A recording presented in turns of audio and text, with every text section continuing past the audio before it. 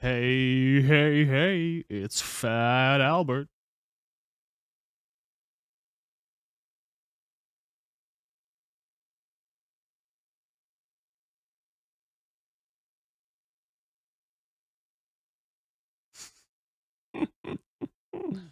God damn it.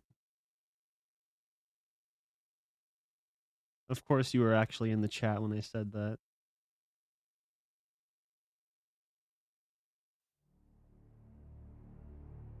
Greetings, one and all. Let's talk some movies, baby!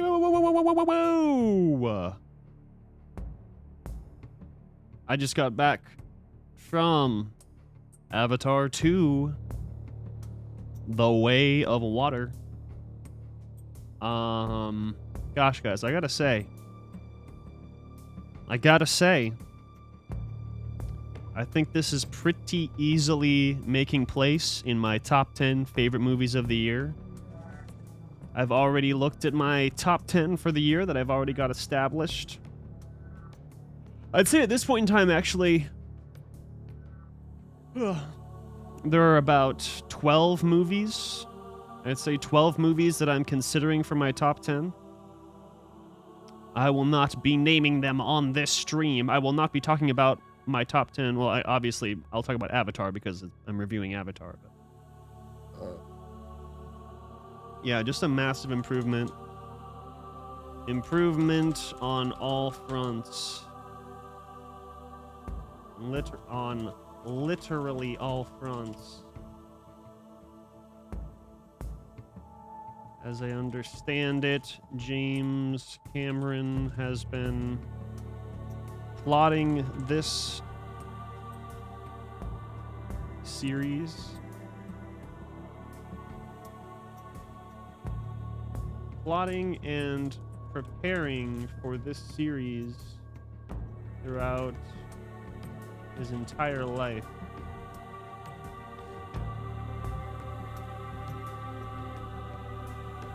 The Canadian environmentalist, anti-colonialist,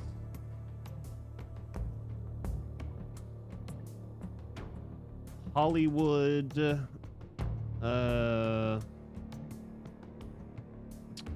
what's that word for someone who's like, you know, prolific? Prolific.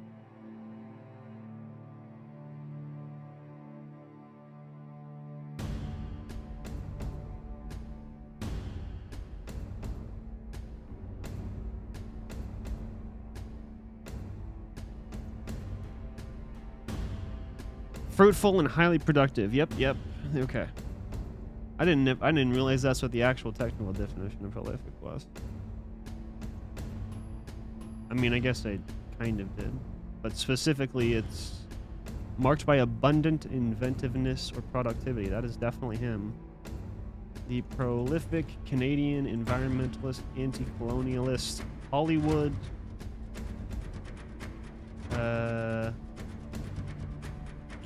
What's the word? That means, like, you know, someone who changes the game.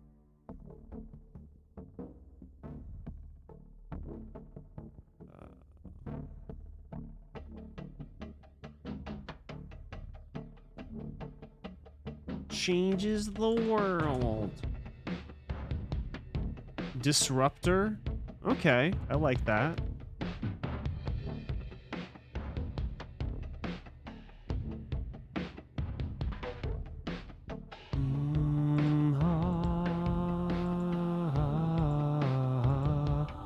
Yeah, groundbreaking, world-shaking, transformative.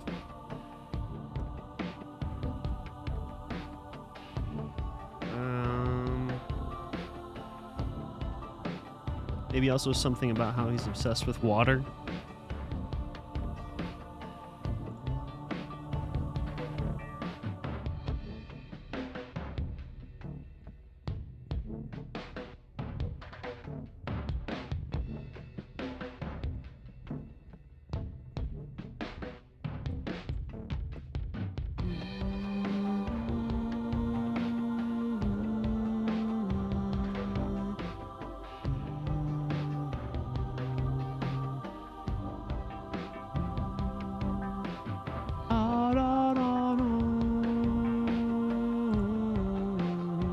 release of Avatar 2 is creeping closer and closer, with many fans and James Cameron himself wondering if the film will live up to the original. To say that Avatar 2 is a highly anticipated movie would be a bit of an understatement, as both fans and haters alike have expectations of their own in the title. Some expect a revolution in cinema, others expect the movie to blunder, and even others are excited for the technology and behind-the-scenes shooting procedures employed in the production of Avatar 2. We certainly pertain to the last crowd of people, having previously showcased the different 3D beam splitter and virtual camera systems used to Damn, look at that. shooting procedures employed in the production of Avatar 2. We certainly pertain. God damn. I mean, that is crazy how much stuff is on them, on their person at all time. Like these fucking... Are these colors supposed to represent the actual like dreads that the Na'vi have? Or are these like... It looks like these are actually going into their motion capture suits somehow. The bow is physical. That's cool. I mean, it makes sense. To the last crowd of people. And then just scenes of like Na'vi characters carrying children. Previously showcased. They actually had the different three. Dude, look at this. They got a they got like a real fucking baby. I mean, I guess it doesn't matter if it's real or... It probably is real. Because the babies in the movie look they were fucking real ass babies. 3D beam splitter and virtual camera systems used to shoot the original Avatar. But what our original video hasn't gone into much detail on pertains to the actual capture of the underwater scenes. As the release of the movie comes closer, more behind the scenes information has emerged on how underwater filming was conducted for Avatar 2 and how the procedures used for the filming of the movie can impact the future of underwater filmmaking. So put on your masks and snorkels and grab a waterproof camera. Let us dive right into one of the wettest sets in cinema. Like many other movie makers, James Cameron seems to be especially infatuated with water, especially the depths of the ocean. Cameron decided to film his actors in a 900,000-gallon pool for any scene taking place underwater, as simulating underwater movements on strings harbored unconvincing results in the past. This attention to detail could partially be attributed to the director's previous work involving various movies which featured underwater scenes, and as it turns out, quite a few of the challenges found in the production of Avatar 2 needed to be overcome in shoots in his earlier film. Whoa. Wait, what the fuck? They actually did this scene for real in Alita? That's amazing. I don't know if anyone out there has seen the live, or I don't know, I guess I wouldn't call it. It's partially live action, partially fully animated. The Alita Battle Angel movie. Just found Wait, did he direct that? Or no, that was Robert Rodriguez, right? Alita.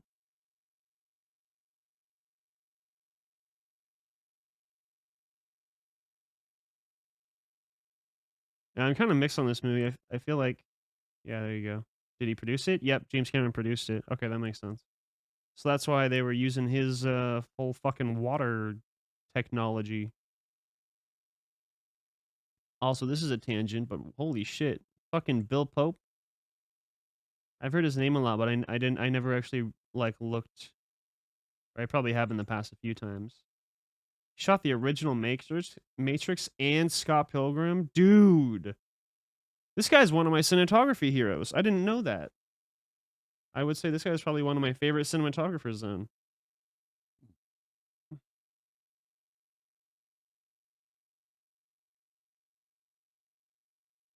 This is a really nice resume. Like, even movies that aren't like, oh, Boys in the Band. Oh, shit.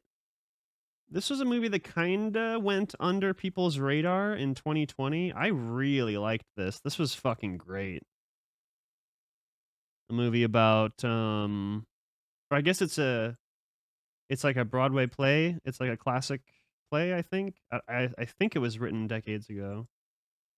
But it's just like about, yeah. A drunken game leaves 7 gay friends reckoning with unspoken feelings and buried truths. Yeah, it's just like a party that takes place in 68. So obviously when things were worse for gay people on the sexuality spectrum. Not that they're completely better today by any means. They're a lot better, but still got a long way to go. So it's just a really, really interesting story of 7 gay dudes kind of, discussing society and their place in society, and they get drunk, and so emotions come out, and the shit gets heavy, and they start, exposing secrets. And it's just really good, really, really good. Oh, goddamn, Bill Pope did that too. Holy shit. Oh my god, he did Quantumania. So when I was in the trailer today, the only trailer that they actually had that was like we had our 3D glasses on, and they only had one. All of the movie trailers were in 2D except the last movie trailer, which was for this. And I honestly do not expect that this movie will be very good in terms of like writing, but I gotta say, just that trailer for it, seeing that trailer in 3D, I was like, holy fuck, this looks amazing. Like, I think I would actually go see this movie in 3D because it seems like it was made for it. Same way Avatar 2 was. But I did see Avatar 2 today in 3D, IMAX. Great experience. If you generally like 3D, I would say you should do that. But honestly, I don't know. I'm just not a big 3D guy. And I had a great, great time.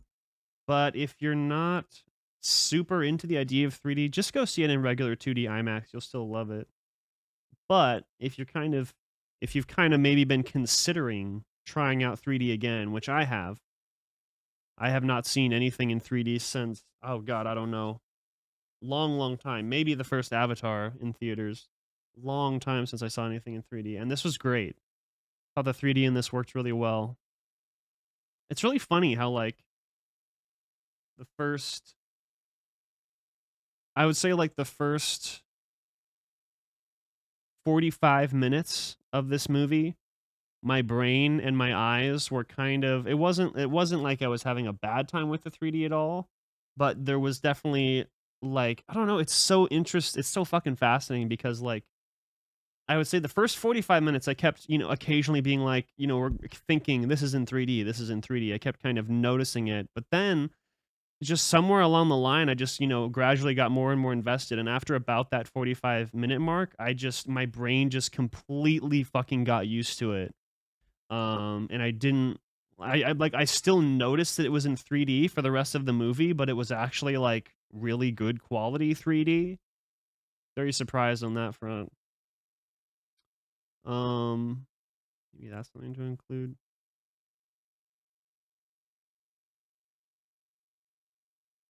Transfixed by the 3D after about 45 minutes of very mild. How do you describe it? After a a very mild 45-minute period of adjustment.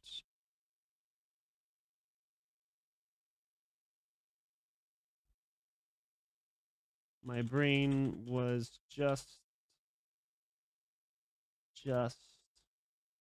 a little how should I say this? My brain transfixed by the 3D after a very mild 45-minute period of adjustment. My brain was just a little. Oh, you know what it might have been actually? I think it had a lot to do with the fact that the first act takes place entirely in the forest, and just the dynamics of like a forest setting and how that looks and how that plays to your eyes and to your brain is a lot different than the ocean.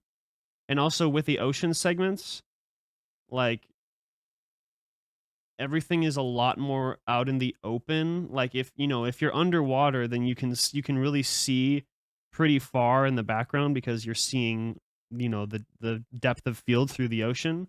And obviously when you're above water, it's just kind of flat so that everything's open and your mind and your eyes, your brain has a very easy time moving to what it should move to what the focal point of the cinematography is supposed to be.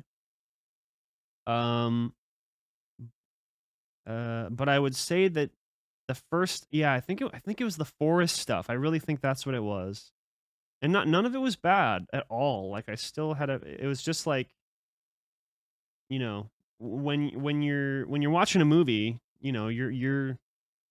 a really skillful cinematographer and director and editor, I suppose, combined will stabilize and visually structure their scenes in a way so that your ideally your the pupils in your eyes should be focused on the center of the film screen as much as possible.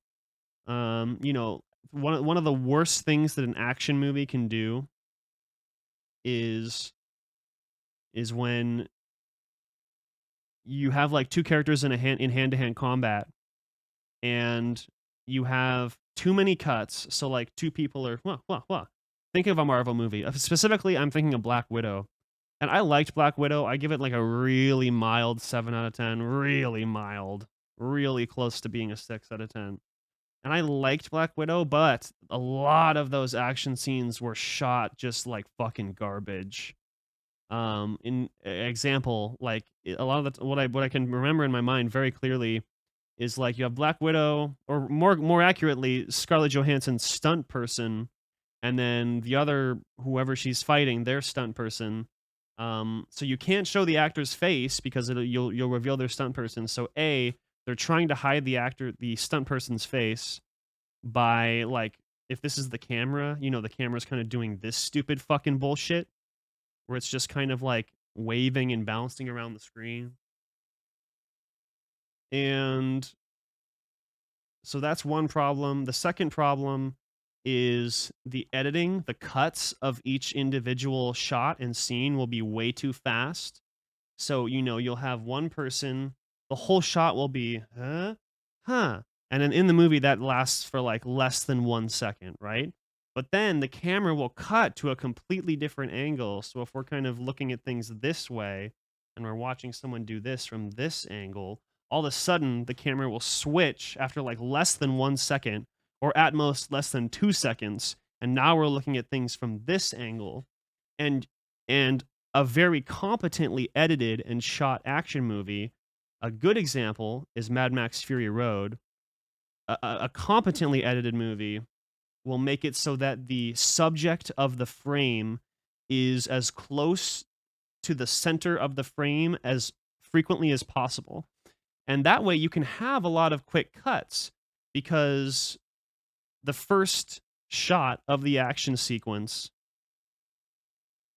starts with, let's say, a character's face, center frame, and then you cut to that person maybe falling down or getting tackled, and then you would go from a close-up shot of someone's face to a wide shot of that tackle happening, and you would want the impact of the tackle to be happening in the middle of the frame.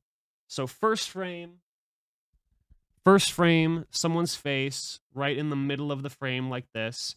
Second frame or shot would be person standing, person tackling them in the middle of the frame, or as close to the middle of the frame as you can. And then the third shot would be like maybe the person who's doing the tackling, is you get a shot of them, like POV shot from the ground, looking up at them from the POV of the person who's on the ground on their back now. And you see a shot of them like punching into the camera. And obviously that's easier because the punch is coming straight at the camera. So that's a wonderful example of really, really competently shot and edited action. Mad Max Fury Road, one of the best movies of all time, for sure. But like with Black Widow, God, that was such a fucking problem. And it's so like startling that Disney, this huge monopolistic corporation that has more money than every god in every religion that could ever exist, like they just can't figure out how to like do this shit. And there are a lot of Marvel movies that look really good. Like actually, I'd say the last Spider-Man movie, Far From Home, that was overall, or Far From Home, No Way Home, shit, whatever the third one was, that actually has some very, very good, competently filmed action scenes. And Avatar, back to the point, back to how it all started, is none of it was bad. Like they did everything they possibly could. It's just with the 3D, I think for me, the scenes that take place in the forest because visually a forest is a lot more busy than like, you know, characters on top of the ocean, or characters like on top of the waves, or characters like in the ocean village. The busyness of the forest makes it so there's too much to look at. There's way too much at any time, and my brain was kind of struggling for the first 45 minutes because like I'm the type of person who, in any movie, as long as I'm invested, I'm always like my eyes are going around the whole frame, and I'm always like I'm always trying to like look at as much as I can in the frame. I don't want to just simply look at what's in the center of the frame, you know, if it's a shorter or a longer or a slower scene. I really love to look around the entire frame and really explore visually what's going on. And that was a struggle. So I'd say like that would probably be like my half-star reduction. That my only problems with this movie at all that I can really think of are just the first act with a 3D was just a little too much, a little too much. And then a bit of pacing issues in the second act, I would say. Kiwi ain't dead. Welcome back. Talking about movies tonight. I just got back from Avatar 2. I'm writing down my review, doing some research, and talking about film analysis in general. What's going on with you, my friend? Transfixed by the 3D. My brain was just a little overwhelmed by the busyness of the forest sequences throughout the first act. State of Decay. Very cool. Very tight.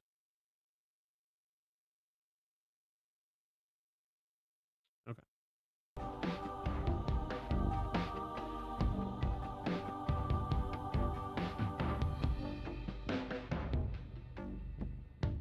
I found myself wanting to... I found my vision wandering across every frame for the first 45 minutes.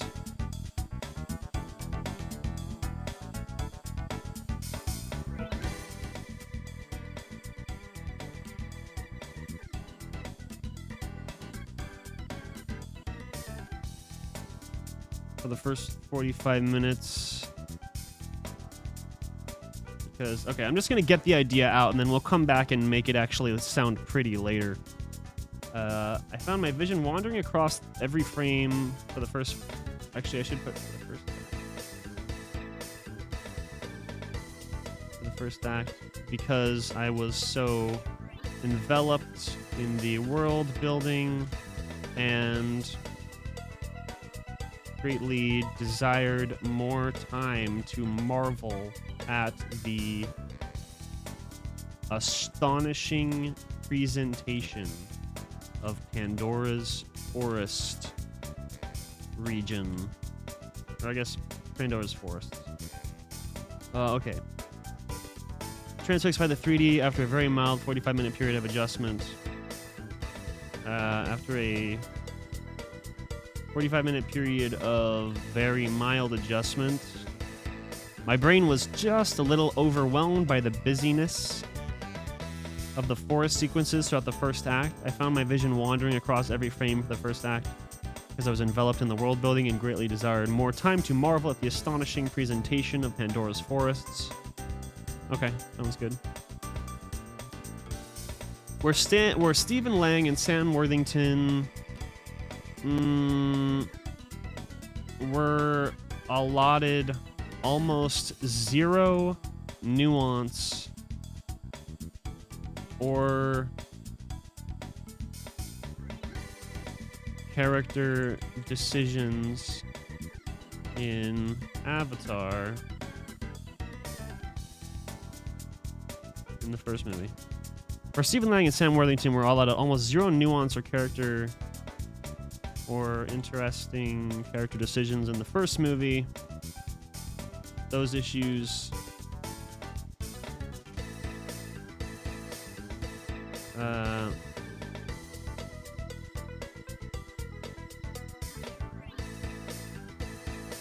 anyways, I want to say that, like, honestly, that was probably the biggest improvement overall for me. Was the character the characterizations and performances of those characters. Like, if I were to take one thing from the first movie that was pretty weak, that got way, way, way fucking better in this one, it was that. Like, everybody knew the animation was going to be incredible. Like, you know, I wasn't surprised. It is definitely, in terms of animation, like, far and away the most, like, stunning movie I've ever seen, I'd say, in terms of a full CG production. But I mean, we all knew this was gonna happen. We all knew that we were gonna love how fucking gorgeous this thing is. This thing was. That's James Cameron's style, baby. He changes the industry, one movie at a time. Stephen Lang and Sam Worthington were allotted almost zero nuance or interesting character decisions in the first movie.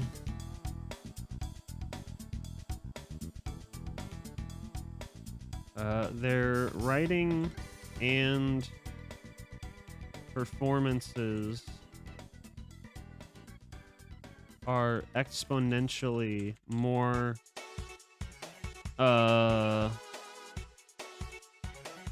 exponentially more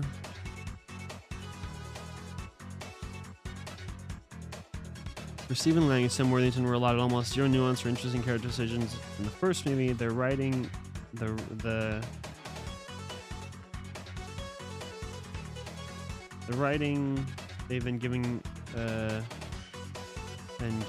this time around exponentially improve their respective performances.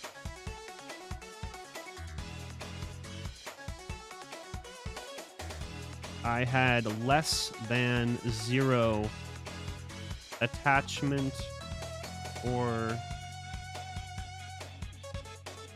to Jake Sully. I had less than zero attachment to Jake Sully the first time around. But in 2022, I would gladly follow, or gladly give my life for his family, something like that. I had less than zero attachment to Jake Sully the first round, but in 2022, I would gladly give my life for his family. Alright, that's a little dark. Give my life defending his family. Defending his beautiful family. Okay. A massive improvement on literally all fronts.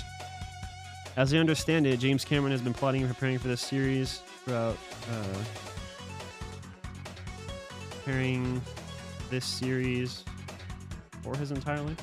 As I understand it, James Cameron has been plotting and preparing this series for his entire life. That grammar is kind of wrong. What am I trying to say? Also, this should be... excuse me. It should be up here. And we will put...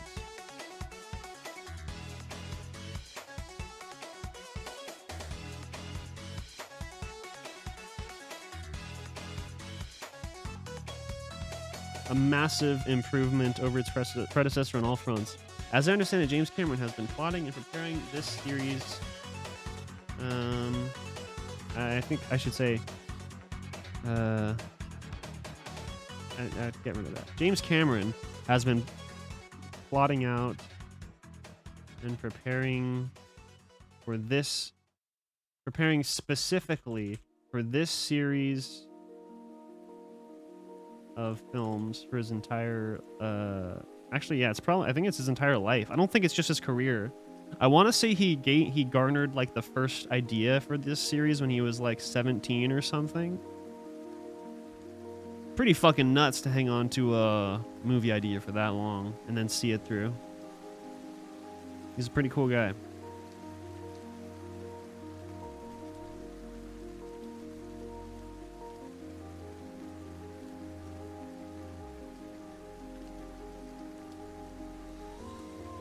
massive improvement over its predecessor on all fronts. James Cameron has been plotting out and preparing specifically for this series of films for his entire life. And while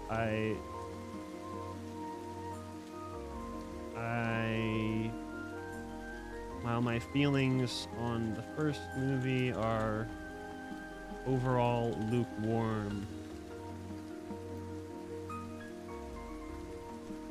this the sequel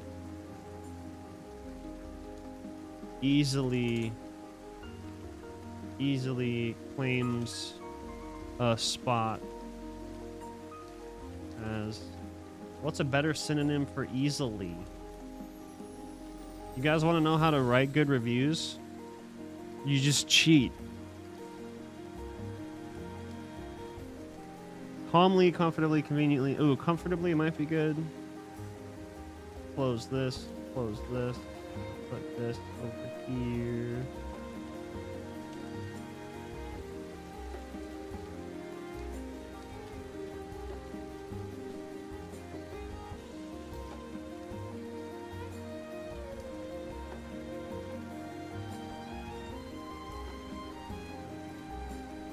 Oh, let's say confidently.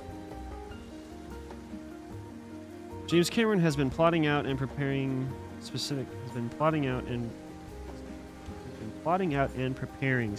for this series of films for his entire life.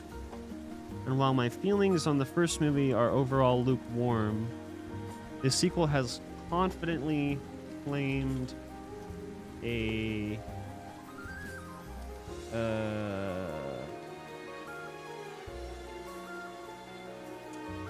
slot, a channel, a niche, a position.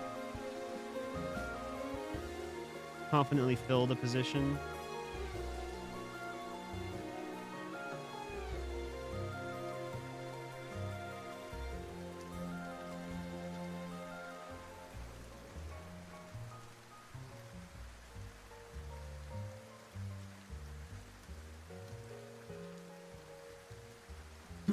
A massive improvement over its predecessor on all fronts. James Cameron has been plotting out and preparing specifically for this series of films for his entire life. And while my feelings on the first movie are overall lukewarm, the sequel has confidently claimed a position in my top 10 best films of 2022. The prolific Canadian environmentalist, anti-colonialist Hollywood brat. We'll say that.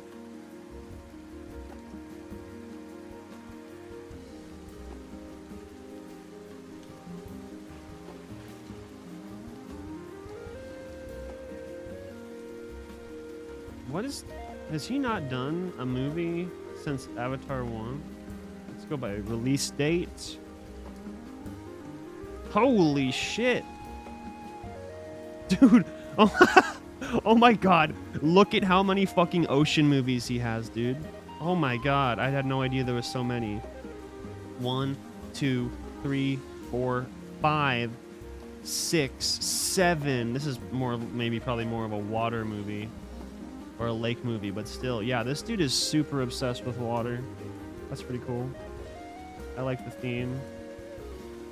And also, like, I know Terminator 2, the T-1000. Oh wait, what the fuck? What is this? This is 12 minutes long. What is this? There it is. Yeah. T-1000. The metallic, like, liquid mercury kind of looking effect that happens when the T-1000, like... Wait, I don't have this rated. What the fuck is wrong with me? This movie's amazing.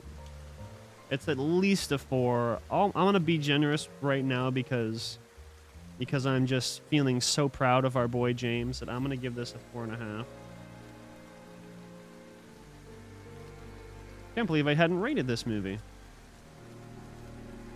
I think it's one of those movies I think I've seen it a few too many times because it was like, you know, it plays on TV all the time. I've seen it a few too many times, but like still, it's just way too fucking good. T2, baby. True Lies. This has been on. This has like been on several times in my life, but, well, at like on TV. But on the seventh day, God created true lies, and it was good.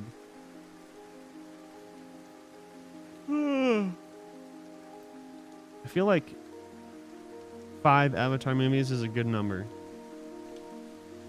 I heard some people saying that they heard that it was gonna be like 6 or 7 movies total, but no, that's too much. That's way too much. 5 is good.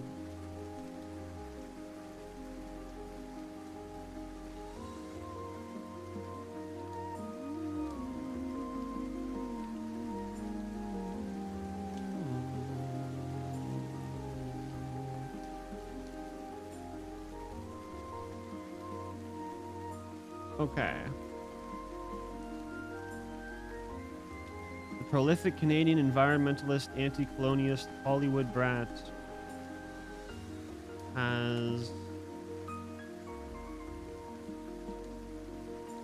I'll use Oh,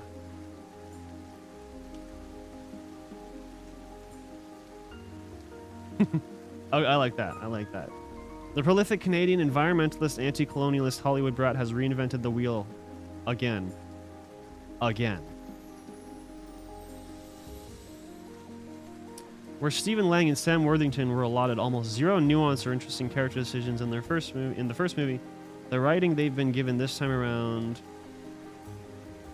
Should I just say their writing this time around? Exponentially improved their respective performances. I had less than zero attachment to Jake Sully. Oh, the first time around. That's redundant. I just said that.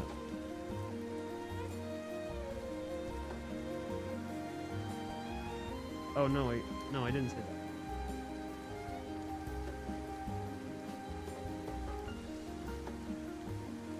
Oh, yes, I did. I am blind. The writing they've been given this, maybe let's just see how their writing. Where Stephen Lang and Sam Worthington were allotted almost zero nuance.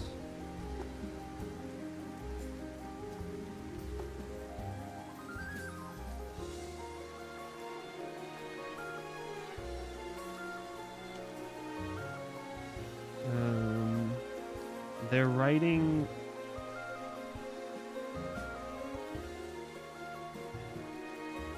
That should be more. Their character development and dialogue in Way of Water. Where Stephen Lang and Sam Worthington were allotted almost zero nuance or interesting character decisions in the first movie, their character development and dialogue in Way of Water exponentially improved with their respective performances. Exponentially. Actually, I should just say exponentially improved. Has exponentially improved.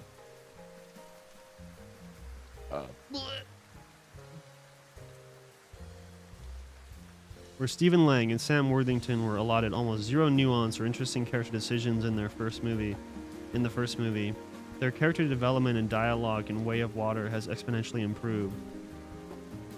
I had less than zero attachment to Jake Sully the first time around, but in 2022 I would gladly give my life. To defend his beautiful family. I don't know if defending sounds good. I had less than zero attachment to Jake Sully the first time around, but in 2022, I would gladly give my life to defend his beautiful family. Sounds good. Visually astonishing. That's putting it lightly. Astonishing. Extraordinary. I like spectacular. Stupefying. Stupefying's a good one.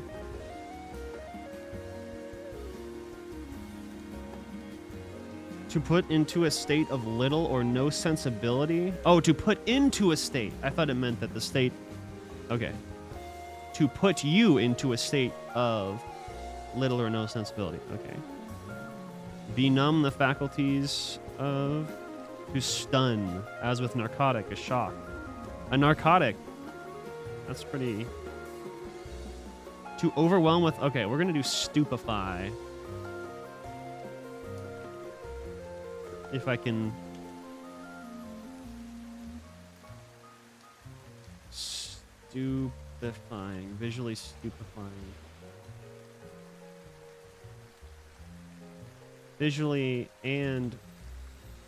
Visually stupefying and technically masterful.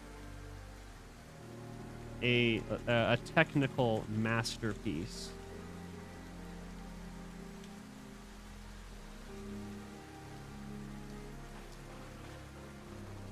Actually, I'm gonna do this. Visually stupefying, semicolon.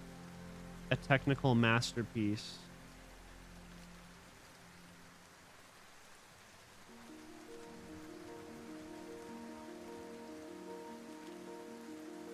The first, okay, I'm gonna separate this. The first 45 minutes of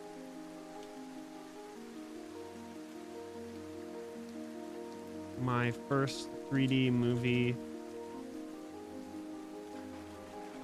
I think this is, I feel like I've seen like one 3D movie since Avatar 1, but I can't think of what it was.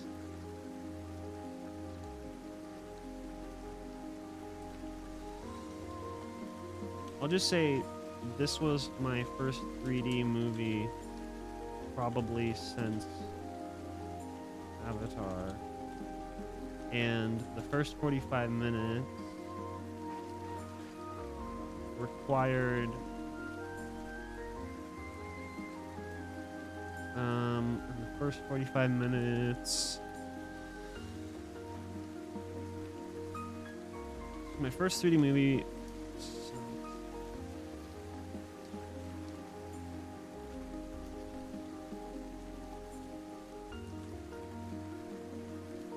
I'm gonna look up good 3D movies last 10 years. The Walk, Spiders, Creature. What the fuck? This all sound. This is all garbage. The 20 best 3D movies of the decade. Perfect. Ant-Man. I bet that was. Oh, you know what? I think I did see Ant-Man in 3D. Like once? That kind of sounds familiar. No, I didn't see that. Tron Legacy. Oh, yep.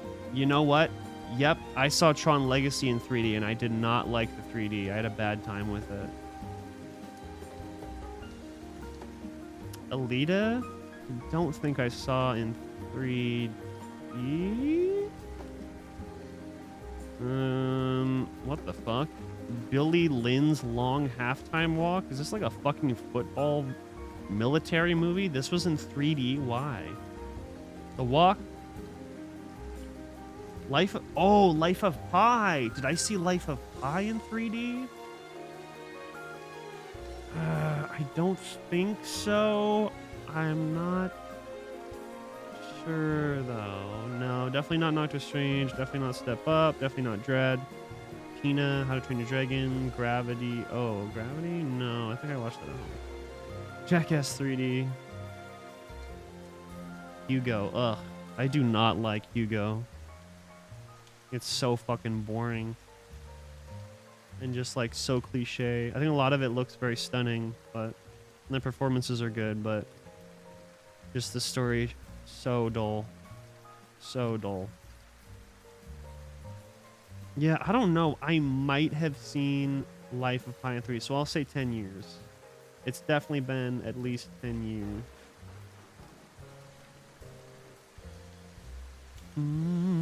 Ba, ba, ba, ba, da, da.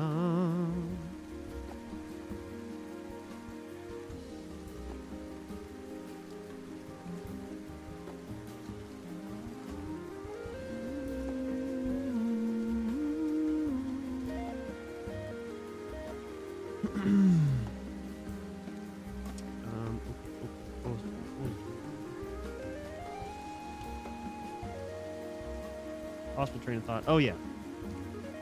So this was my first 3D movie in 10, we'll say 10 years. 'Cause I think I've seen like maybe 2 movies in theaters aside from Avatar 1 since since Avatar 1. I think I've seen like 2 3D movies. Definitely Tron Legacy. I remember it because I thought the 3D in that sucked ass, and I had a bad time with that movie. Visually stupefying, a technical masterpiece for the ages. This was my first 3D movie in 10 years. Say 10 plus years.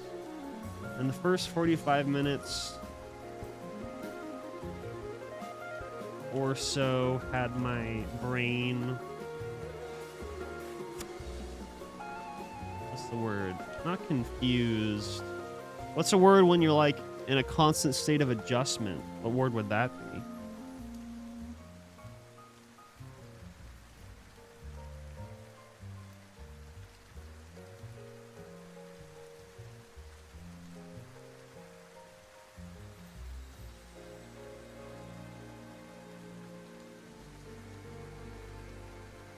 Readjust.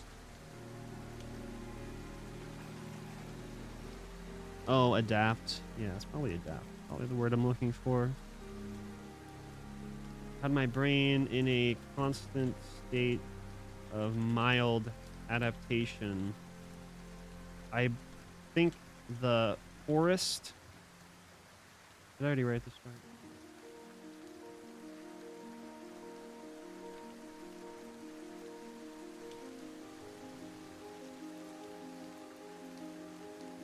I found my vision wandering, let's say darting across every frame of the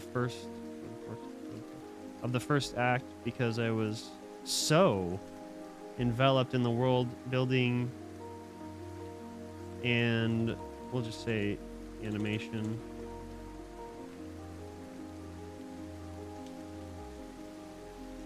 That I greatly desired more time to marvel at the astonishing presentation of Pandora's forest. I think the forest, I think by the inherent nature of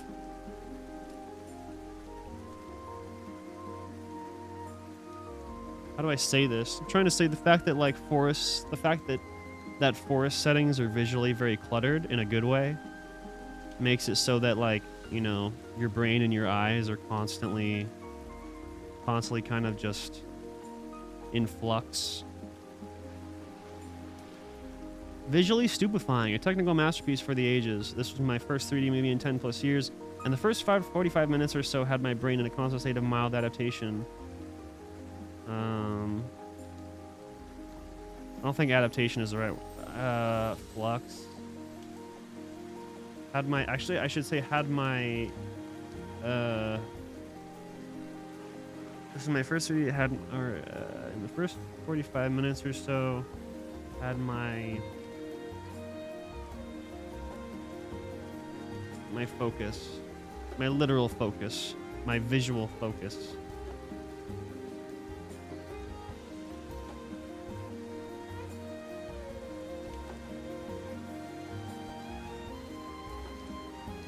I found my vision darting across, should I just say my vision was darting across? My vision was darting across every frame.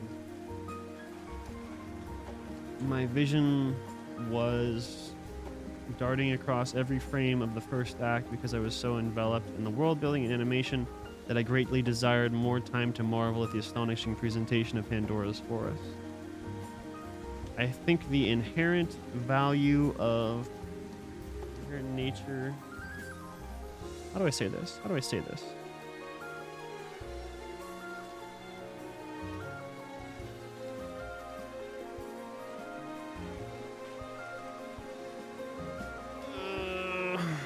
First 3D movie in 10 plus years, and the first 45 minutes or so had my visual focus lost in a constant state of mild. Adaptation is not the word. Word that means constantly changing.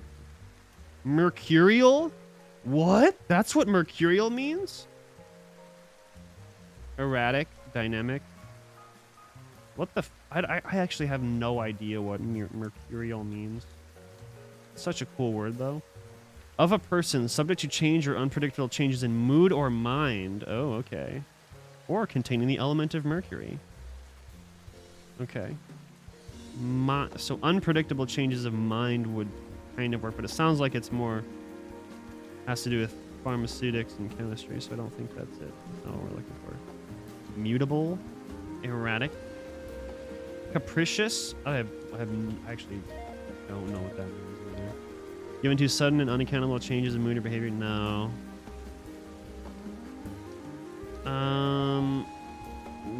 Word that means visually changing. Optical. Ooh, optical could be good.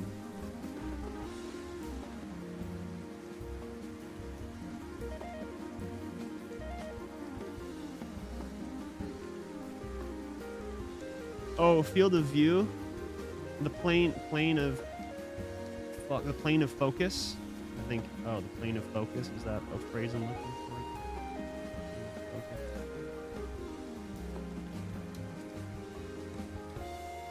The inherent visual busyness that comes with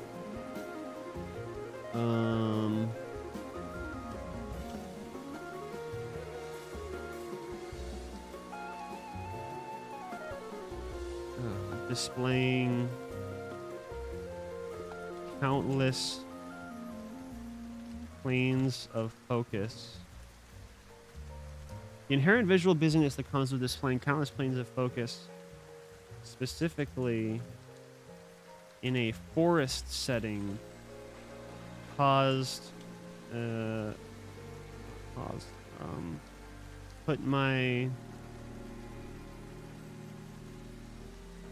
had my pupils dilating. Oh, that's a good one. Had my pupils dilating.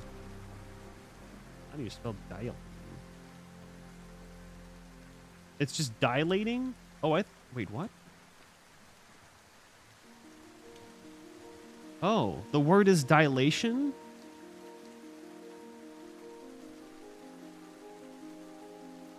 Pupils dilating? Whoa, okay, so I thought until right this moment, I thought the word was dilating. I thought there was an extra syllable. It's dilating. I never... dilated.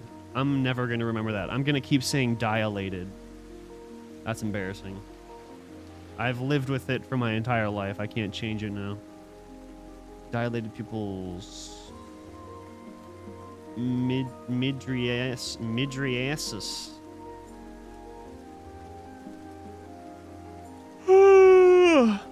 Here's one.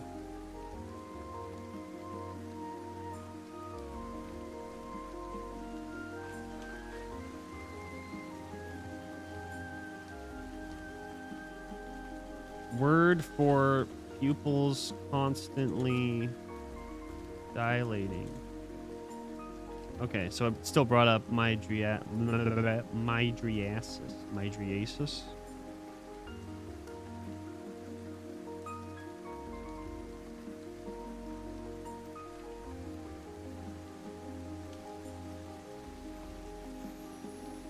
Discernible changes. Ooh, that's a good 2 words. I like those words. We're gonna do this.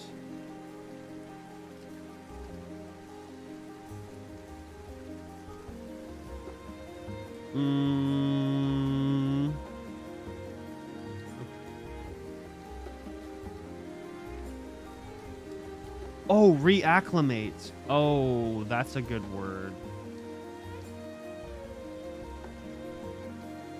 Yes, reacclimate.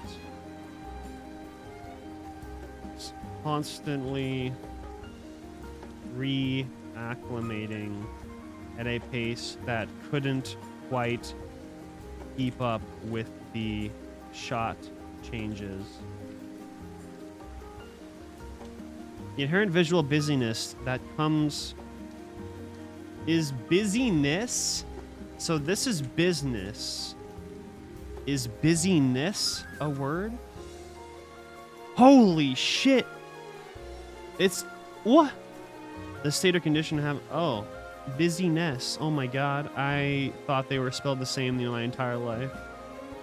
It's busyness, not business. Busyness.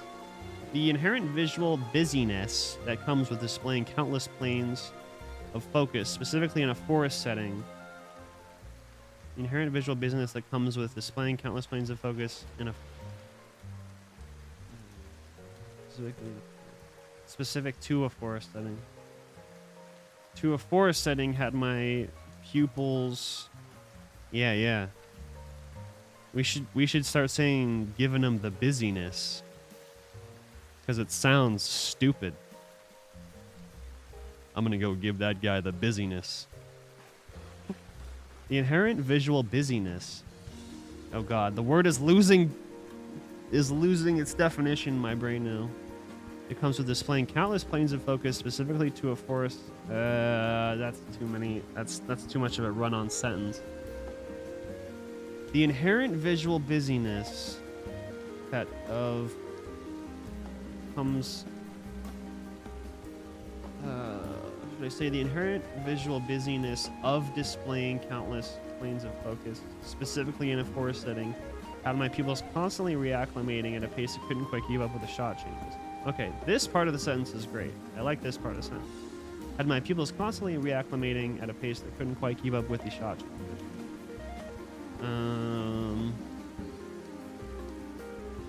Once the story moved to the wide open setting, once the setting changed to the wide open grandeur of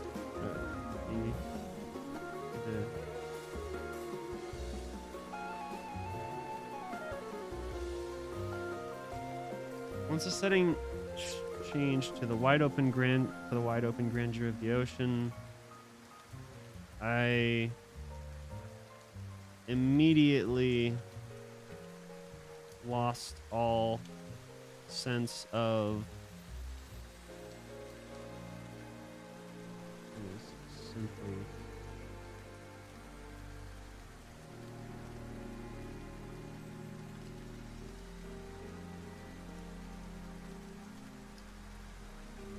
needing to trick myself. Once the setting changed to the wide open grandeur of the ocean,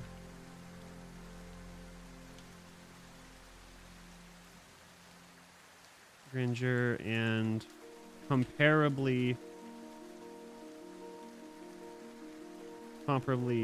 visual simplicity. Once the setting changed to the wide open grandeur and comparably visual no, that's wrong. Actually, I'll just say visual simplicity. Once the setting changed, I immediately lost all sense of needing to trick.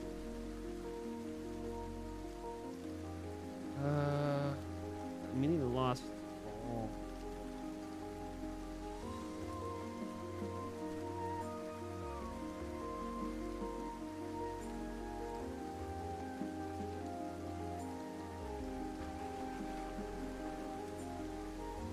Once the setting changed to the wide open grandeur and visual simplicity,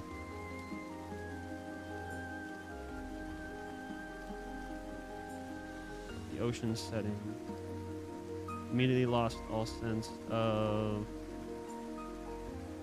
Actually, I should say I immediately gained, or I should say my brain immediately. I need another word for acclimate. Reconcile. Adjusted. I haven't used adjusted yet.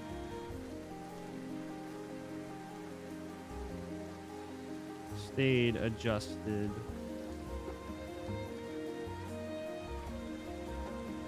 For the remaining runtime. I was simply on Pandora living it. Okay. Okay, I'm gonna read this whole review now. I don't think it's necessarily done yet, but also I feel decently satisfied with this so far. I'm gonna copy all of this just in case a disaster happens. A massive improvement over its predecessor on all fronts. James Cameron has been plotting out and preparing specifically for this series of films for his entire life. And while my feelings, should I say his entire adult life? How about since he was a teenager? When did James Cameron think of Avatar?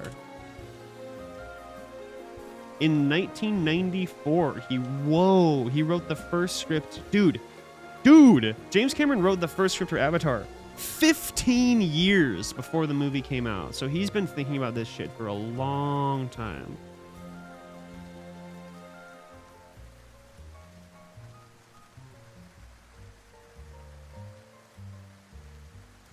I'll just say since then. James Cameron has been plotting out and preparing specifically for this series of films since 1994.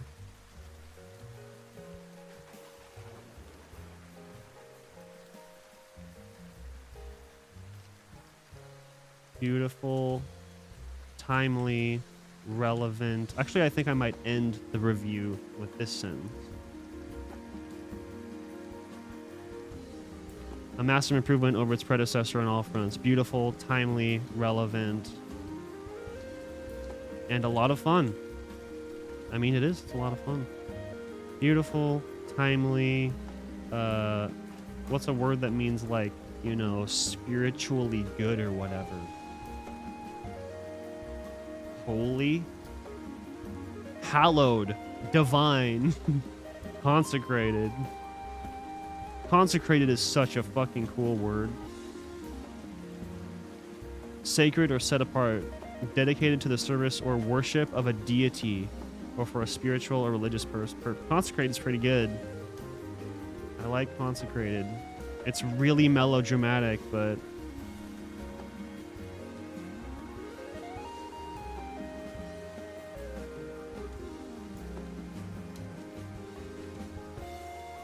I don't know if that's grammatically using it correct though, to just have like a list of words and say that the film is consecrated.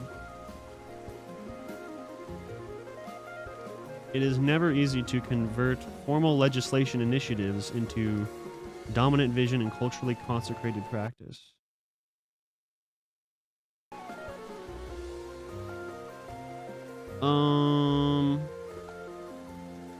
Let's change the song.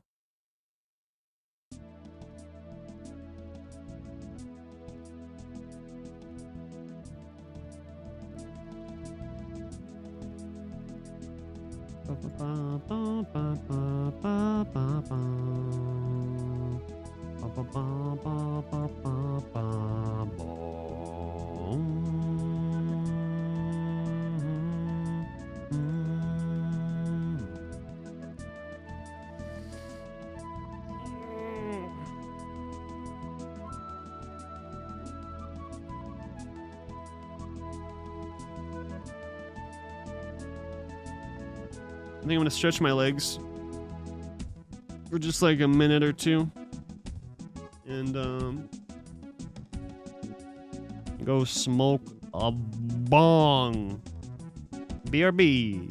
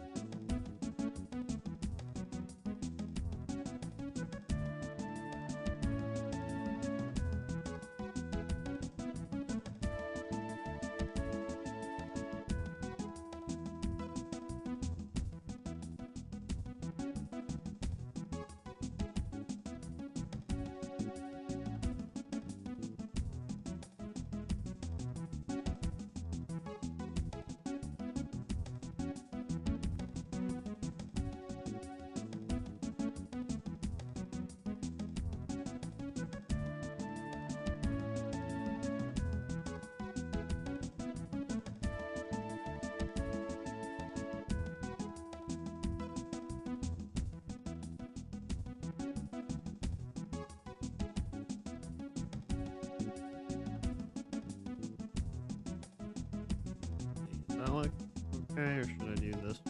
Oh, wait, let's do this.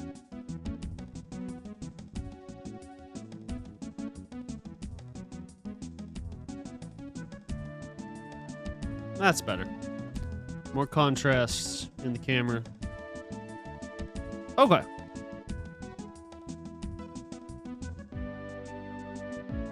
James Cameron has been plotting out and preparing specifically for this series. What if I just say James Cameron has been plotting and preparing this series of films since 1994. And while my feelings on the first movie are overall lukewarm, this sequel has confidently claimed a position in my top 10 best films of 2022. The prolific Canadian environmentalist, anti-colonialist Hollywood brat has reinvented the wheel. Again. Where Stephen Lang and Sam Worthington were allotted almost zero nuance or interesting character decisions. In the first movie, their character development, I've overused the word character in one sentence. Where Stephen Lang and Sam Worthington were allotted almost zero, almost zero. Oh shit, I reused zero again over here. Almost, no.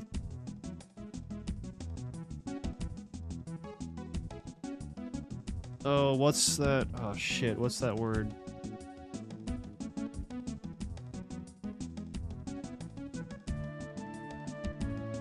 James Cameron has been plotting and preparing for this series of films since 1994, and while my feelings on the first movie are overall lukewarm, this sequel has confidently claimed a position in my top 10. Confidently. My top 10 best films of 2022. The prolific Canadian environmentalist, anti-colonialist Hollywood brat has reinvented the wheel again. Where Stephen Lang and Sam Worthington were allotted almost no, where Stephen Lang and Sam Worthington were allotted no nuance nor, would it be nor or? I think it's or. We're allotted no nuance nor, I think it's nor interesting character decisions in the first movie. Their character development and dialogue in Way of the Water has exponentially improved. I had less than zero attachment to Jake Sully the first time around, but in 2022, I would gladly give my life to defend his beautiful family.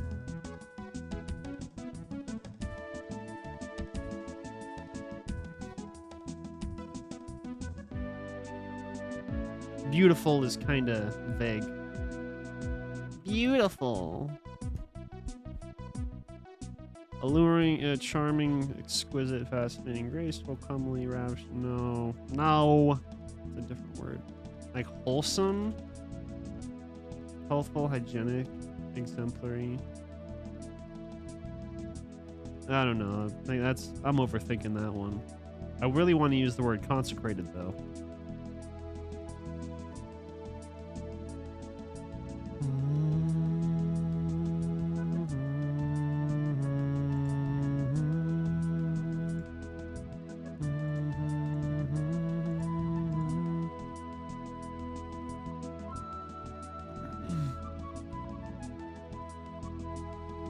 Dialogue in Way of Water has exponentially improved. I had less than zero attachment to Jake Sully the first time around, but in 2022, I would gladly give my life to defend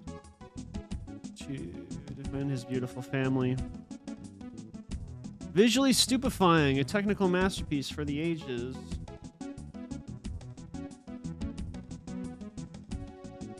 Okay. The arm on my sweater is wet. I'm pretty sure it's just snow from outside, but I'm worried I might have pissed my arm.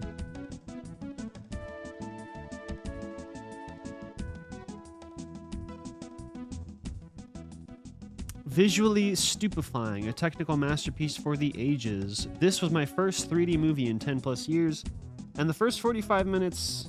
Oh, now I've used the word first in 2 times in a sentence. This was my first 3D movie in 10 plus years, and the beginning, I need a synonym for first. I'm a dumb baby. and the Jesus Christ antecedent. Ooh, antecedent. I could probably put in a this preceding prior.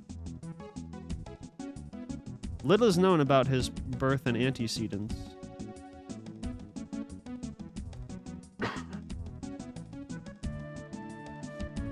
That is replaced by a pronoun or other substitute later, occasionally earlier in the same or in another, usually subsequent sentence. In Jane lost a glove and she can't find it. Jane is the antecedent and Jane is the antecedent of she and glove is the antecedent. Okay, right. So you could say Jane lost an antecedent. No, that doesn't make sense.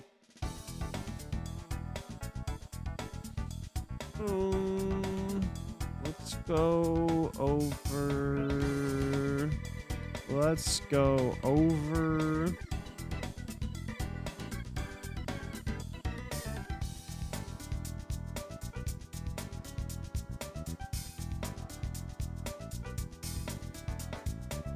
Go over here.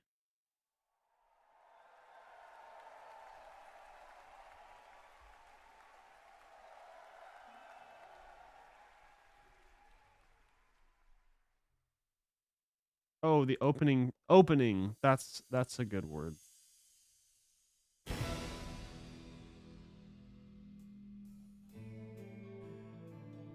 This was my first 3D movie in 10 years, and the opening 45 minutes had my visual focus lost in a constant state of mild adaptation. My vision was darting across every frame of the first act because I was so enveloped in the world building and animation that I greatly desired more time to marvel at the astonishing presentation of Pandora's forests.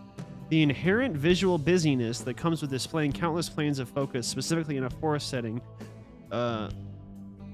Displaying the countless planes of a forest setting.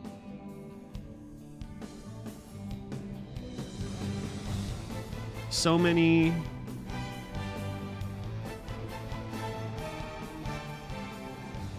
Make sure that isn't too loud. If anyone's out there and the music is too loud, please let me know as soon as possible. Okay. I think that's better. The inherent visual busyness that comes with displaying countless planes of a forest setting had my pupils constantly reacclimating at a pace that couldn't quite keep up with the shot changes. Oh shit. Now I forgot what I was gonna write. Shit. So many what?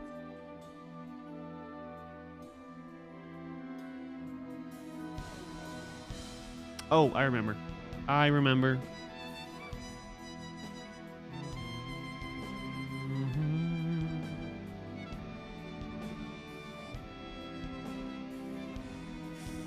So many.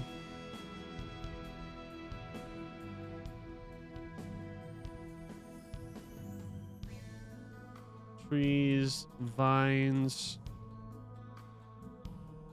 Navi. Is it Navi like that? How do you spell Navi?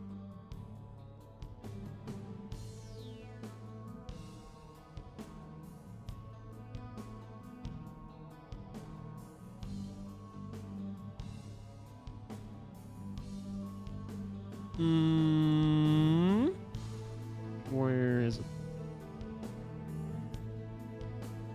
Oh, it's right there.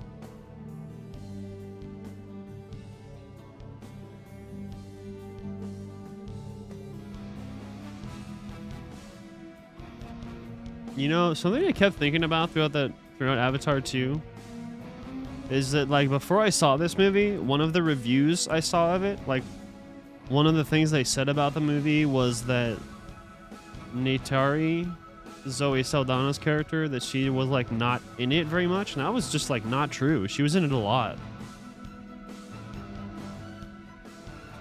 It's just that they made the kids the main characters this time, which was a great decision. So many trees, vines, mech suits.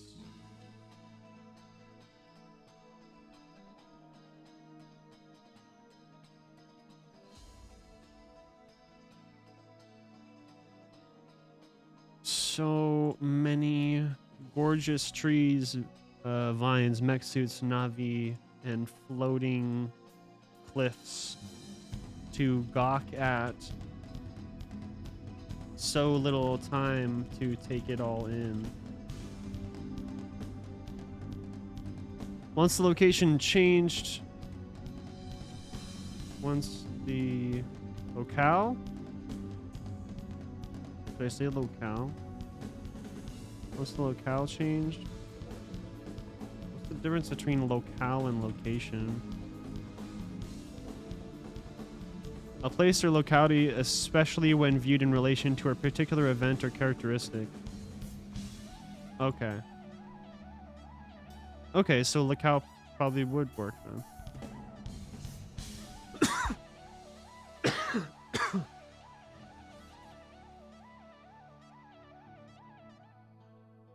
Or does it only work?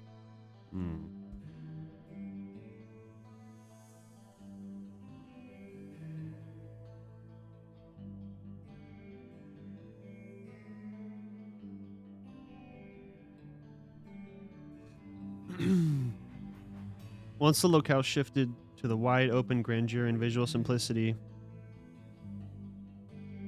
the ocean setting, my brain immediately adjusted and stayed adjusted to the 3D.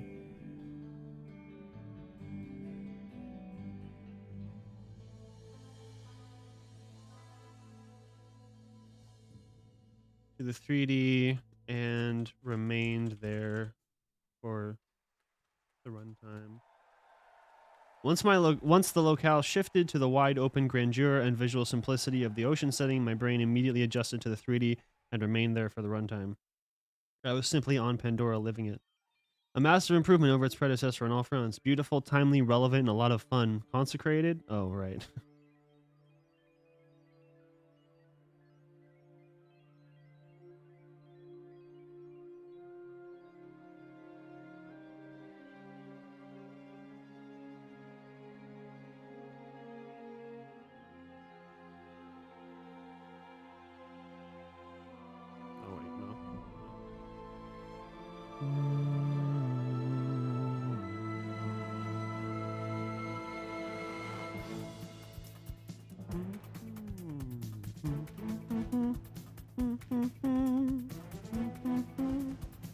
Alright, how about we do some more of this for now, to chill out. Production of Avatar 2 needed to be overcome in shoots in his earlier films. A pivotal experience in Cameron's career must have been the filming of the 1989 film The Abyss. The Abyss is an experience like no other, writes Peter Travers of Rolling Stone magazine. It's the greatest underwater adventure ever filmed.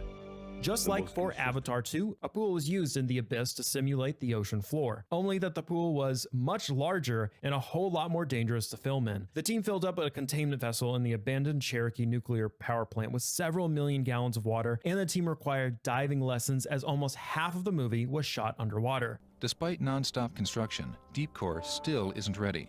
The production decides to start filling the tank anyway. A tank and B tank combined will draw nearly 11 million gallons of untreated water from the nearby lake, heated and filtered to a strict level of clarity by processing plants installed for the production.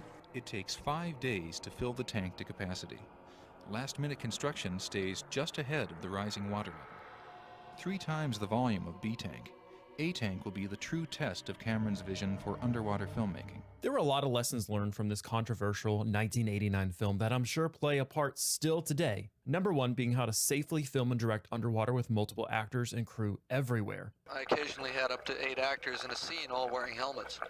I could speak to them individually, and I was also in contact with a number of other departments topside at the same time. My first AD, Jim, check your air for me, will you? the electrical department, I could speak to the people that were operating the submersibles.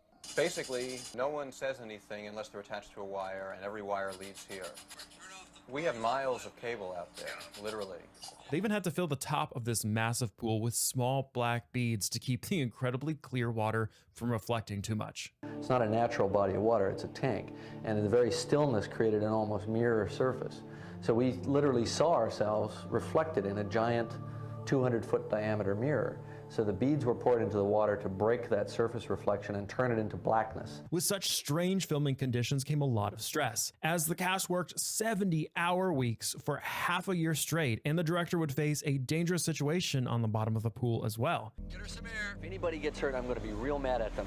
And that's why I think Brings us back to the 900,000 gallon pool used to shoot a large portion of the second Avatar movie. Similar to the cast of The Abyss, needing to learn how to dive and do it safely, the cast of Avatar: The Way of Water had to take free diving lessons, meaning that the actors had to hold their breaths for extended periods of time while performing underwater.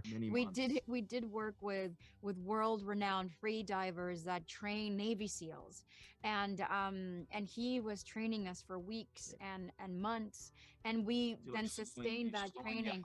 You slow he gets us in a meditative state, and he helps us lower our heart rate. With Kate Winslet breaking Tom Cruise's record holding his breath while filming by holding her breath for 7 minutes and 14 seconds, which you may already be aware of as to how widely reported this breath hold record was. But the No, I mobility did of the not hear actors was that. not That's only contingent incredible. on their physical capabilities. To simulate the efficiency and speed of water-dwelling Na'vi, the actors were equipped with underwater jetpacks, triggering them at the end of a stroke in order to glide a few meters underwater while moving their hips as if they had a tail. Additionally, James Cameron went on a bit of a shopping spree over at Salton Sea, buying up any custom-made submarine vehicles he could. It's funny because the Avatar, so they called me and because they had these creatures and stuff underwater, and they wanted to make the creatures move, and I had these underwater scooters. I did a movie for Bethany Hamilton, and I turned it into a shark. So the Avatar, when it first started out, they rented a bunch of my underwater scooters, which go like 20 knots or 18 knots underwater really fast, and you can jump out of the water like a dolphin. So they rented those from me, and then they discovered that they probably needed like 30 of them, so they ended up just buying them because they have all the money in the world. So they just bought all. They returned mine after like, I don't know, a month or two, and then they bought all their own. Now that we had learned about the actors' performances, we still need to look a little bit more into the technical details of performance capture. Regarding the motion capture, quite a few scenes will be recorded in the same way they were for the first movie. The cast acting out their roles in an empty hall, outfitted with a bunch of mocap cameras mounted on the ceiling and walls, and a lot of camera operators shooting reference footage on traditional cameras. Multiple cameras are needed in order for an actor to be tracked in a 3D space, but the crew were facing more challenges when filming the cast inside a pool. Instead of waterproofing all the mocap cameras, a portion of them were mounted above the pool near the ceiling, with a number of motion capture cameras also being mounted underwater. And since the water surface can act like a mirror when looked at from an angle, it makes it especially hard for the cameras to perceive the motion trackers underwater, the reflective white balls on the actors' mocap suits. In order to eliminate those reflections, the crew decided to fill the pool with white balls that formed a layer atop the water surface. But how can trackers be perceived by the camera if thousands of opaque plastic balls block us from looking beneath the surface from above? While multiple motion capture solutions exist, the one used for Avatar 2 seems to be an optical system, meaning that the actors' motions are captured by infrared cameras tracking the spheres on motion capture suits. At least 2 cameras are necessary in order to be able to triangulate a person's position in the room. If not enough cameras are in use, trackers could get occluded by disappearing behind an actor's back, for instance, and the above water cameras come in handy when an actor emerges out of the water. One interesting thing about infrared light, which is also the reason why night shot modes disappeared from consumer cameras, is that in the infrared spectrum, certain materials that we perceive as opaque or reflective are actually quite transparent. The same rings true for certain clothing materials, meaning that Okay. The rest of this is just like describing cameras, so that's fine.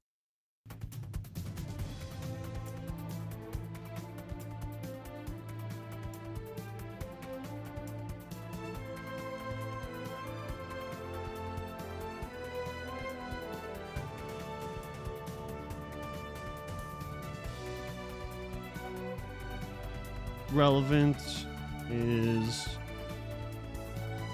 redundant.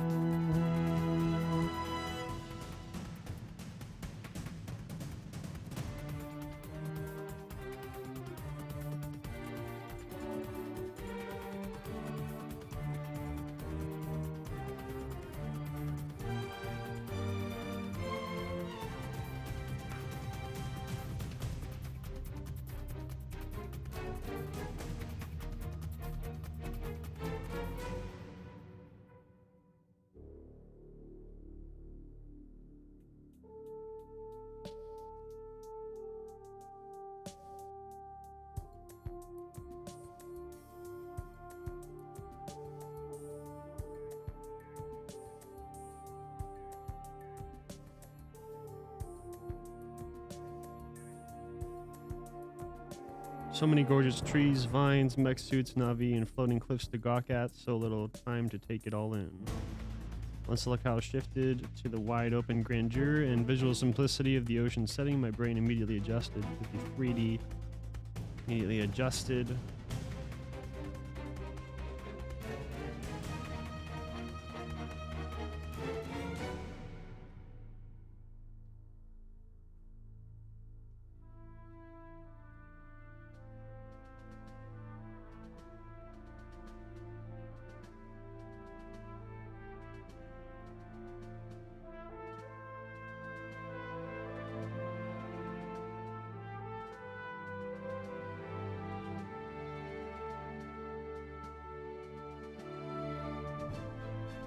Okay.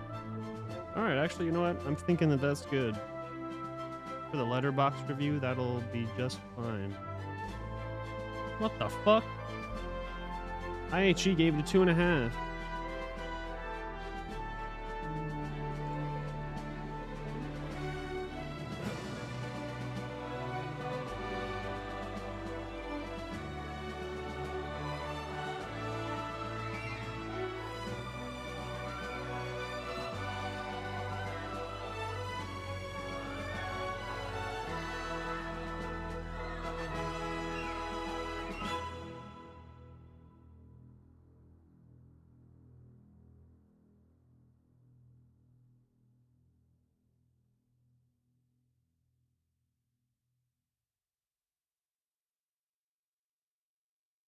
What the fuck is going on? Fucking website's breaking. Oh, maybe it's because I've got it open over there.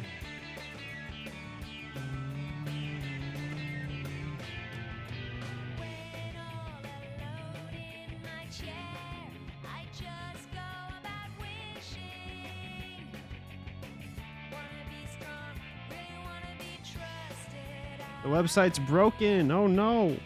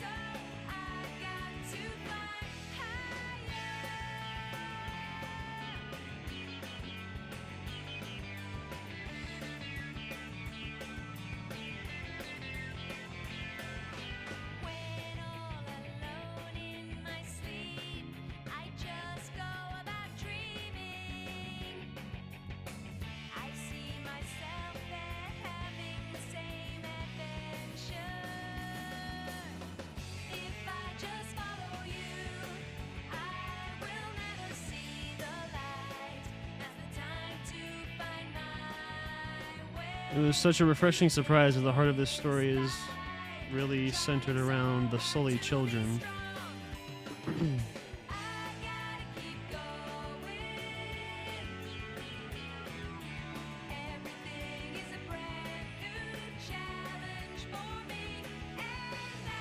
The heart of the story is really centered around the Sully children and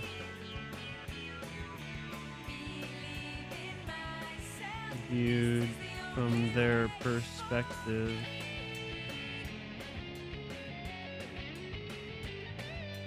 All of the young actors did a marvelous job winning over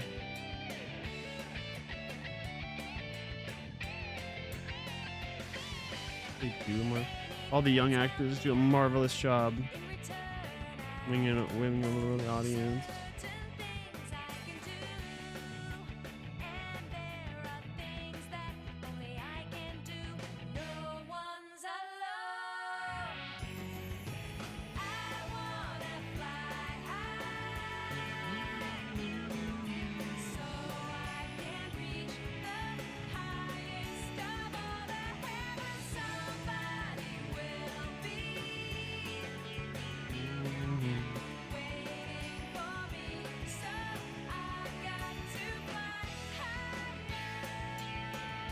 James Cameron has been plotting and preparing for this series of films since 1994. And while my feelings on the first movie are overall lukewarm, this sequel has confidently claimed a position in my top 10 best films of 2022. The prolific Canadian environmentalist, anti-colonialist, Hollywood brat has reinvented the wheel again. Where Stephen Lang and Sam Worthington were allotted no nuance nor interesting character decisions in the first movie, their character development and dialogue in Way of Water has exponentially improved. I had less than zero attachment to Jake Sully the first time around. Actually, I should describe him. To the generic video game protagonist. Here we go.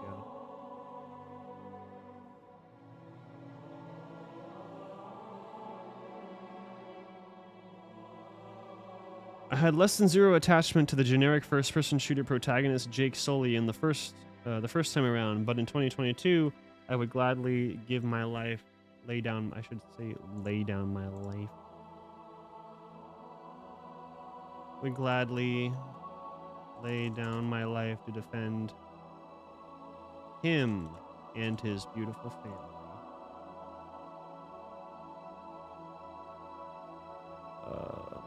Speaking of, it was such a refreshing surprise that the real heart of the story is really centered around the Sully children and viewed from their perspective. All of the young actors do a marvelous job winning over the audience with their charm and distinct personalities. Visually stupefying, a technical masterpiece for the ages. This was my first 3D movie in 10 plus years, and the opening 45 minutes had my visual focus lost in a constant state of mild adaptation. My vision was darting across every frame of the first act because I was so enveloped in the world building and animation that I greatly desired more time to marvel at the astonishing presentation of Pandora's forests. The inherent visual busyness that comes with displaying countless planes of a forest setting. The inherent visual busyness that comes with displaying countless planes of a forest setting had my pupils constantly reacclimating at a pace that couldn't quite keep up with the shot changes. So many gorgeous trees, vines, mexed Navi, and floating cliffs to gawk at. So little time to take it all in. Once the locale shifted to the wide-open grandeur and visual simplicity of the ocean setting, my brain immediately adjusted to the 3D and remained there for the runtime. I was simply on Pandora, living it.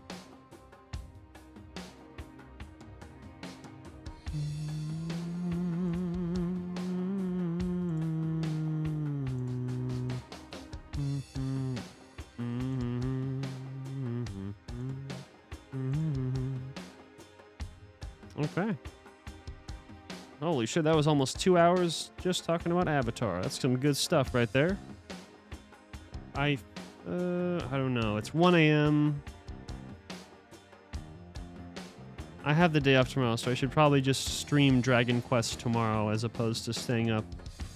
Because if I start now, I would play it for like at least 2 hours, and I don't think I want to do that. So I'm going to call this stream there, and I think I will stream Dragon Quest 11 tomorrow.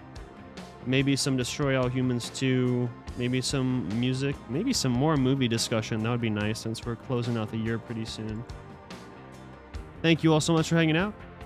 Have a wonderful rest of your evening. Thank you to the lurkers, to the VOD watchers, and to everybody in between.